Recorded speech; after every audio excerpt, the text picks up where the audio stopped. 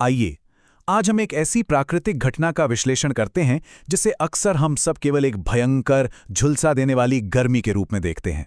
लेकिन असल में ये जीवन को एक नया आकार देने वाली बेहद जरूरी प्रक्रिया है। आज की हमारी इस चर्चा का विषय है द क्रूसिबल ऑफ लाइफ, नौतपा 2026। ये कोई आम गर्मी का मौसम नहीं है, बल्कि प्रकृति का वो अहम चक्र है जो हमारी खेती, हमारे पर्यावरण और हमारे पूरे जीवन पर बहुत गहरा असर डालता है। तो चलिए जल्दी से देख लेते हैं कि आज के इस विश्लेषण में हम किन किन मुख्य पहलुओं से गुजरने वाले हैं। हम जानेंगे कि नौतपा असल में है क्या, फिर देखेंगे 2026 में इसकी सटीक तारीखें। इसके बाद हम इसके वैज्ञानिक प्रभाव को समझेंगे, फिर इससे जुड़ी धार्मिक मान्यताओं पर बात करेंगे और अंत में देखेंगे कि इस दौरान हमारा स्वास्थ्य और आहार कैसा होना चाहिए। शुरुआत करते हमारे पहले सेक्शन से। नौतपा क्या है? भीषण गर्मी के ये 9 दिन। अगर हम ज्योतिष और प्राचीन परंपराओं की बात करें तो हर साल ज्येष्ठ के महीने में एक बहुत ही खास खगोलीय घटना घटती है। होता क्या है कि जब सूर्यदेव रोहिणी नक्षत्र में प्रवेश करते हैं, ठीक उसी समय से इस विशेष अवधि की शुरुआत मानी जाती है। अब इस शब्द नौतपा को ही देख लीजिए। ये 2 शब्दों से मिलकर बना है। 9 यानी संख्या 9 और तपा का मतलब है तपाने वाली भीषण गर्मी। इन 9 दिनों में सूरज हमारी पृथ्वी के काफी करीब आ जाता है और इस वजह से सूर्य की किरणें सीधे धरती पर पड़ती हैं, जिससे तापमान अचानक से बहुत तेजी से ऊपर भागने लगता है। तो कुल मिलाकर ये सिर्फ तारों और ग्रहों का खेल नहीं है, बल्कि आगे आने वाले मौसम का पूरा ब्लूप्रिंट है। अब आगे बढ़ते हैं सेक्शन 2 की तरफ और देखते हैं नौतपा 2026 की तारीखें। तो इसे आप लोग नोट कर सकते हैं, क्योंकि साल 2026 में नौतपा की शुरुआत हो रही है 25 मई दिन सोमवार से, और ठीक 9 दिन बाद 2 जून 2026 दिन मंगलवार को ये समाप्त हो जाएगा। यानी ये 9 दिनों की एक बहुत ही सख्त समय सीमा है। इस पूरी अवधि में सूरज का मिजाज अपने सबसे तीखे और गर्म रूप में होता है और हर दिन पारा एक नया रिकॉर्ड बनाता हुआ दिखाई देता है। चलिए अब रुक करते हैं सेक्शन 3 का। इसका वैज्ञानिक और कृषि के नजरिए से क्या महत्व है।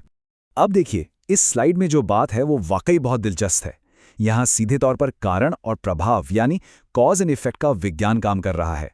मौसम विज्ञानियों की माने तो अगर नौतपा में भयंकर गर्मी और सूखापन होता है तो ये एक बेहद मजबूत और लंबे मानसून की पक्की नींव रखता है। सीधे शब्दों में समझे तो नौतपा जितने ज्यादा गर्म और शुष्क होंगे, बारिश उतनी ही अच्छी होगी, और ये किसानों के लिए किसी वरदान से कम नहीं है। लेकिन इसके उलट अगर नौतपा कमजोर पड़ गया, यानी जितनी गर्मी पड़नी चाहिए उतनी नहीं पड़ी, तो यही गर्मी का मौसम लंबा खिंच सकता है, जिससे किसानों को सूखे और खेती से जुड़ी कई गंभीर समस्याओं का सामना करना पड़ सकता है। विज्ञान से अब थोड़ा आगे बढ़ते हैं सेक्शन 4 की ओर, धार्मिक नियम और मान्यताएं। इस प्रचंड प्राकृतिक घटना को लेकर हमारी एक बहुत गहरी सांस्कृतिक प्रतिक्रिया भी रही है। सनातन धर्म में इस दौरान अपना आध्यात्मिक संतुलन बनाए रखने के लिए कुछ खास नियम तय किए गए हैं। शुभ कार्यों की बात करें तो सुबह जल्दी उठकर स्नान करना, सूर्य देव को अर्घ्य देना और मंत्रों का जाप करना बहुत अच्छा माना जाता है। इससे आपकी कुंडली में सूर्य मजबूत होता है। साथ ही पूर्वजों के लिए जल तर्पण करना भी बेहद शुभ है। लेकिन जरा रुकिए, कुछ काम ऐसे भी हैं जो इस दौरान बिल्कुल नहीं करने चाहिए, जैसे कि विवाह, गृह प्रवेश और मुंडन समारोह। इन मांगलिक कार्यों को करने से बचने की सलाह दी जाती है, क्योंकि ऐसी मान्यता है कि इससे घरेलू शांति और सद्भाव पर बुरा असर पड़ सकता है। और हाँ, इस समय दान करने का अपना एक अलग ही महत्व है। गर्मी से राहत देने वाली चीजों का दान करने से एक सकारात्मक ऊर्जा बनी रहती है। जगह जगह प्याऊ लगवाना, शरबत, सत्तू, मिट्टी के बर्तन, छाते, सूती कपड़े, हाथ के पंखे और मौसमी फलों का दान करना, ये सब बहुत पुण्य का काम माना जाता है। और एक बहुत जरूरी बात, बेजुबान पशु पक्षियों के लिए पानी की व्यवस्था करना बिल्कुल ना भूलें। अगर कोई भी जरूरतमंद आपके घर पानी या खाना मांगने आए तो उसे खाली हाथ तो बिल्कुल नहीं लौटाना है। अब आते हैं हमारे आखिरी और सबसे महत्वपूर्ण हिस्से पर, सेक्शन 5, स्वास्थ्य, आहार और सुरक्षा।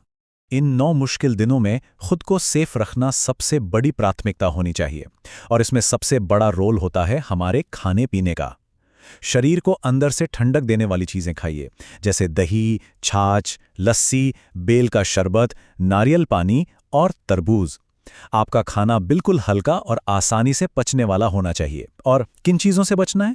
उन सभी चीज़ों से जो शरीर की गर्मी बढ़ाती हैं, जैसे बहुत ज़्यादा गर्म, मसालेदार, तला भुना और मांसाहारी भोजन। इस मौसम में ये चीज़ें आपकी सेहत बिगाड़ सकती हैं। 12 से 4, ध्यान दीजिएगा, ये कोई साधारण समय नहीं है।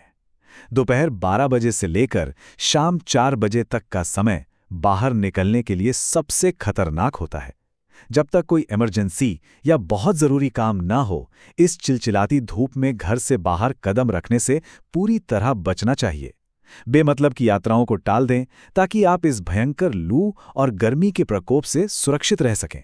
तो अंत में ये पूरी चर्चा हमें एक बहुत ही गहरे सवाल पर सोचने के लिए छोड़ जाती है।